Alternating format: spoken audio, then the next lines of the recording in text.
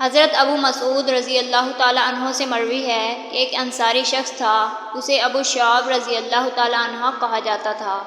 اس کا ایک غلام قصاب تھا۔ اس نے کہا میرے لیے کھانا بناؤ، میں رسول اللہ صلی اللہ علیہ وآلہ وسلم سمیت 5 آدمیوں کی دعوت کروں گا۔ اس نے رسول اللہ صلی اللہ علیہ وآلہ وسلم سمیت 5 آدمیوں کی دعوت کی۔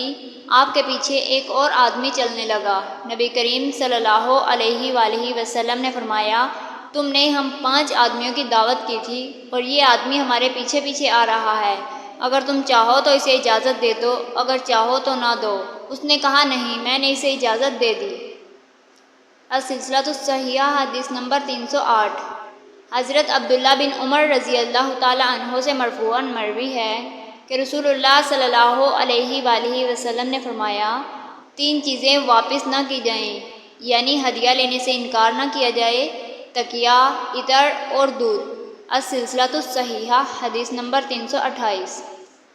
حضرت انس بن مالک رضی اللہ تعالیٰ عنہ سے مروی ہے کہ رسول اللہ صلی اللہ علیہ وآلہ وسلم نے فرمایا، جب میرے رب نے مجھے معراج کروائی تو میں ایسی قوم کے پاس سے گزرا جن کے ناخن تانبے کے تھے، جن سے وہ اپنے چہرے اور سینے نوچ رہے تھے۔ میں نے پوچھا، اے جبریل، یہ کون لوگ ہیں؟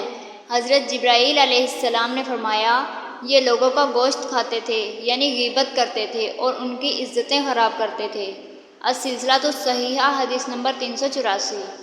حضرت ابو ہریرہ رضی اللہ تعالیٰ عنہ سے مروی ہے کہ نبی کریم صلی اللہ علیہ وآلہ وسلم نے فرمایا، جس شخص نے کسی آدمی کا تذکرہ اس میں موجود خامیوں کے ساتھ کیا تو اس نے اس کی غیبت کی، اور جس شخص نے اس کے علاوہ تذکرہ کیا تو اس نے اس پر بہتان باندھا۔